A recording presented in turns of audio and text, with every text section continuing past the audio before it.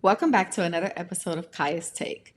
Today, I want to talk to you guys about a lady who I admire, and she has some really good advice that I think women can take heed and implement in their own relationships. So, let's jump right into it and see what she has to say.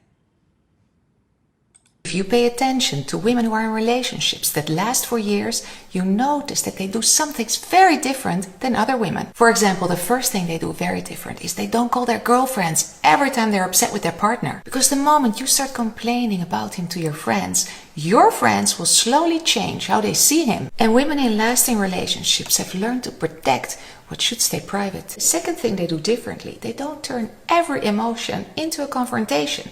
They don't have the need to discuss every little irritation. If he forgot to call one evening or he's a bit quiet after work, they don't immediately sit him down for a relationship talk because they know not every feeling needs a confrontation.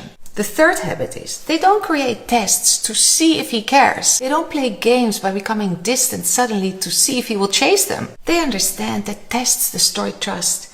If something matters to them, they will just say it and see what he does. And the fourth habit, and this one I love it, they don't keep a mental score of everything they've done for him. They don't say, I planned this dinner or I was there for him last week, because they don't see themselves and their partner as competitors. You see, relationships rarely break through one big mistake. They break slowly through habits most people don't even question. Four secrets. I like that she mentioned the fact that you do not keep score. Love does not keep score because I'm sure that there's things that the woman would have done wrong and he's not keeping score, which is essentially the same as the man not being able to keep score of the things that you've done wrong. So I like that she said that. I really like that she mentioned that you're not going back to your friends and telling everything that goes on. Now, we all know that when we go back and tell our friends things that are going on in our relationship, that they will have a cloud of judgment into how they perceive that particular man now. So it's different because when you're working through that problem with your man, because again, it's the relationship you and him versus the problem. When you are telling your friend every little detail of what's bothering you or things that he didn't or she didn't do right, it's creating this it's creating this judgment that is happening, and now they think he's not a good person or she's not a good person, and you're always going to work it out, but your friends are not always so forgiving. Your family is not always so forgiving. Another thing is that you learn to trust your intuition when you step away from the problem, reflect, think about it, maybe journal.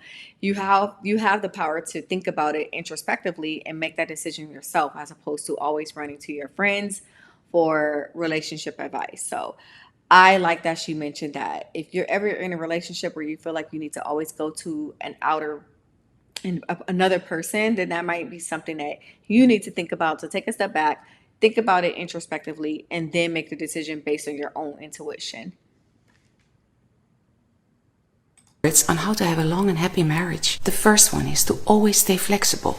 Your partner will not be the same in 10 years from now, and neither will you. If you have an argument with your partner and you tell him, like, this is just the way I am, what can I do? What you're actually saying is, I'm not willing to adjust because I don't care enough about you. And because I like that she mentioned that. I got to stop right there because in relationships, you're always going to have to be flexible. You will have to be nimble. People change.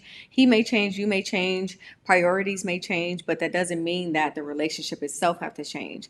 You remain flexible to what's going on in that particular environment, in that particular problem that you may be experiencing. So, yeah, I like that she said that. there is no marriage without problems, the best thing to do when you face a crisis is to say, let's see how we can tackle this together. Let's talk about it. The second little secret is write each other a love letter once a year. This is an opportunity for you both to reconnect and to remind each other of the good you see in each other. So once a year, you sit down and you write a letter to each other and you highlight the good things that you think happened to you that year. My third secret to have a happy marriage is to have a mentor. When you choose a partner for life, you don't just choose him, you choose the package that comes with him. And within that package, he has childhood traumas. He has the immediate environment of his family and his friends. And the same goes for you. This is where the mentor comes in. It could be a person who is older than you, who has more life experience, who you can meet up with maybe once or twice a year to discuss the bigger issues of life. And my fourth tip to a long and happy marriage is to never stop dating. This is what most couples forget to do. Once they are together, and especially when they have kids, they just stop dating. But now research has shown us that couples who never stop dating have a way higher chance to stay together in a healthy and happy relationship. I like that she mentioned to have a mentor. Having a mentor and having friends that are like minded in the same way that you think and the same ideologies that you may have helps your relationship because they are coming from a lens of relationship. They're not coming from a singles mindset. So I do like that she mentioned that being able to have an outside source, a mentor, an older couple, or someone who has a little bit more wisdom than you do to seek that relationship advice to understand things that you may not be able to comprehend or understand where you may need to sacrifice or see it from the other person's point of view, I think it's really crucial. I know for myself, it's always good to have friends who are a little bit older than you where you can learn from them and extract that wisdom.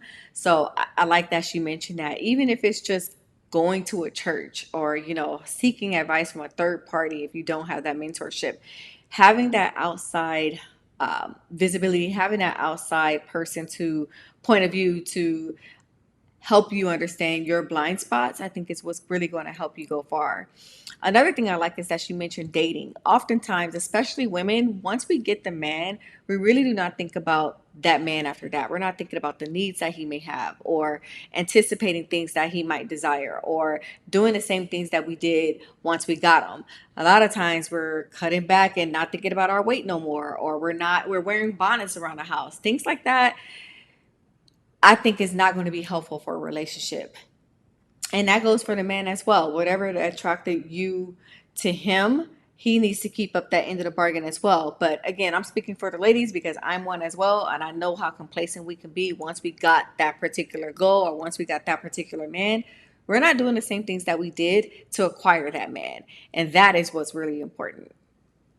When you decide to stay quiet, every time he does something that bothers you, you do it because you hope that at some point he will get it that he was wrong. For example, he cancels last minute, it upsets you, but you still say nothing because you don't know how to say it without sounding emotional. And you're also afraid that if you speak up, you will actually push him away. And then one day something triggers you and you explode and you bring up everything all at once. And the problem is, now you're attacking his character and he feels like a failure he didn't know he was becoming. Now he starts to doubt your emotional reactions because he doesn't know what's real anymore. When are you honest and when are you faking it? You see, the difference between staying quiet and choosing silence is that staying quiet comes from fear and pride, while choosing silence is intentional. It means that you choose your battles wisely by asking yourself, will this still matter in 3 months? And if the I like that she said that. Choosing your battles. I think a lot of times, women specifically, we nitpick off of every little thing. If we're nitpicking off of every little thing, he's not going to be attracted to us. He's going to see us as someone who's always thinking this person always has something to say that's negative. We're not thinking about the positive things that he's done, the positive things that reinforce the action that we wanted done. So I always suggest something to a guy, to your man, as opposed to nagging him and repeatedly saying the same things over and over and over again. Because at that point, he's probably seeing you as more of like a motherly, nagging him all the time, as opposed to his spouse, his wife, his lover. answer is no, you let it go without resentment. That is real restraint, and that is your power. You see, when something really matters, you speak up, but you come from a place of being clear, not from being scared. Because if you just stay quiet, you don't protect the relationship. It actually makes the explosion inevitable. If he's not been doing much for this relationship lately and you feel that he's completely losing interest, the one thing I want you to do is to ask yourself, how have you been lately in this relationship? I think that's a big one. I got to stop it right there. When we start pointing the fingers at the opposite sex, we're not looking inward. We're not thinking, am I doing the things that I'm asking him to do? Am I doing the things that I would like this person to do? Am I being nice? Am I being kind? And am I being accommodating? And am I being understanding? If you are not doing those things, how can you ask the other person? Are you being patient? That's a big one right there. I think a lot of times we're quick to point the fingers to the other person, but we're not thinking about, okay, am I doing the thing that I require of someone else? So I really like that she said that. Have you been giving him all your attention? Have you been sweet and kind and nice and in the mood to do fun things? Or is it possible that somewhere along the line you started to get used to the things he was doing for this relationship, so you stopped giving him the praise you used to give him? And is it possible that now you're thinking, yeah, but these things are normal for a man to do in a relationship. Why do I need to constantly praise him? Then let me explain this to you. Every man, in order for him to want to do something, he needs to feel inspired. And once you understand that concept, your relationship becomes so much easier, because all you need to do is to tell him that he's so smart, that he knows so many things, that he looks so handsome when he goes to that meeting. And I bet you that in the beginning of the relationship, you were exactly like that with him. That's why I always say, when you feel that the relationship is dying, that there's no chemistry anymore, that there's no interest anymore to do things for you, go back to the beginning of the relationship and then copy paste how you treated him then. But Oh my gosh, she has so many good points when it comes to that. Going back to the beginning of a relationship, when you were kind, when you were flirtatious, when you were doing things that now you might feel like mundane or repetitive, doing those things is going to reignite the relationship.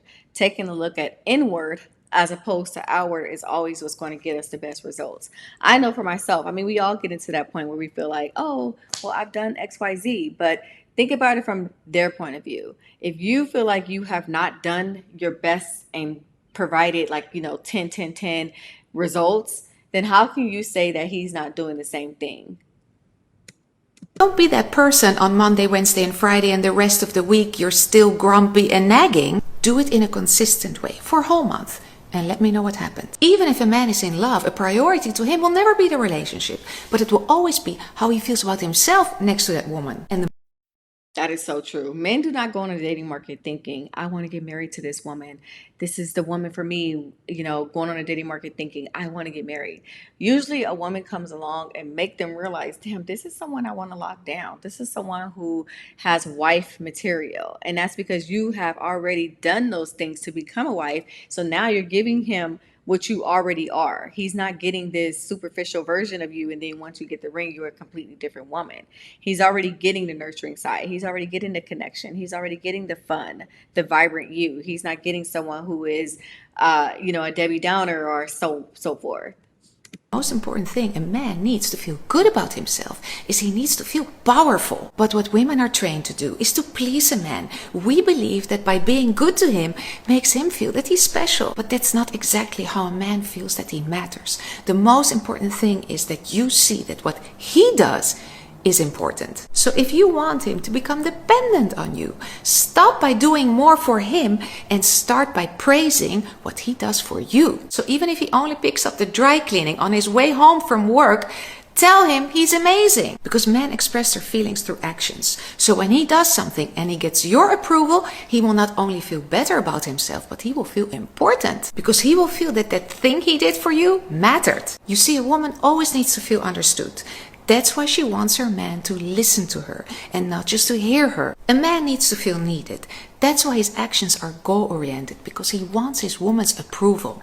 And when he knows that he's doing something right, he will feel like he can take on the world. I'd like to know what you guys think in the comment section below. This was a really great video to teach us women how we can be better wives, how we can be better girlfriends. I think content like this helps us see the good things and help us understand our gaps. If we're already doing those things, what could we do better? Because it always starts inward. I'd like to know your comments below. Is she right? Is she wrong? I'd love to hear both. And man, do you think what she said is right as well? Let me know in the comment section below, and subscribe and hit that like button.